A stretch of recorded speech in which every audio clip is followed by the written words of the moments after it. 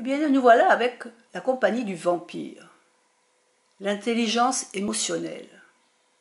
La plus profonde, la plus glacée soif du sang, gouffre jamais comblé, latente tel un torrent.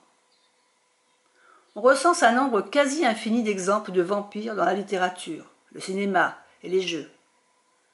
Toutefois, l'archétype du chasseur de sang rôdant la nuit, non dépourvu d'élégance pour autant, ne cesse d'être réinventé d'une façon ou d'une autre pour séduire la génération suivante.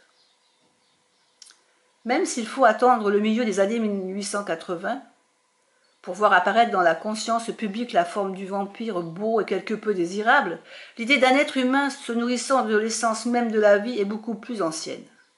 Les cultures égyptiennes, sumériennes, indiennes et des Balkans renferment toutes des mythes faisant allusion à des créatures s'apparentant à des vampires.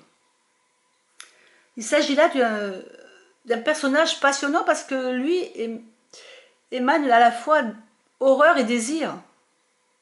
Nous ressentons un bien-être à l'idée de connaître une personne qui nous désire au point de tisser en nous des liens aussi intimes jusqu'à ce que nous nous rendions compte que nous avons été vidés de toute notre substance.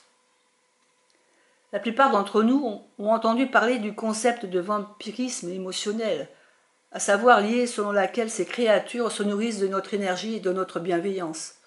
On recourt à la manipulation et à leur perpétuelle intelligence pour profiter de nous.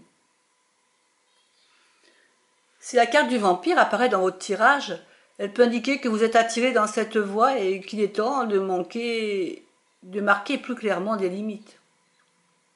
Il nous faut bien connaître les éléments qui insufflent de l'énergie dans notre existence et ceux qui nous consument.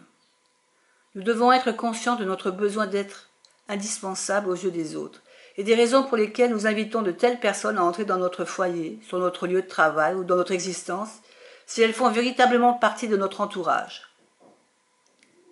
Si nous développons l'intelligence émotionnelle en notre fort intérieur, nous sommes à même de nous défendre contre ce genre d'attaques émotionnelles et physiques, sans oublier de favoriser toutes sortes de relations saines d'égal à égal. À bientôt.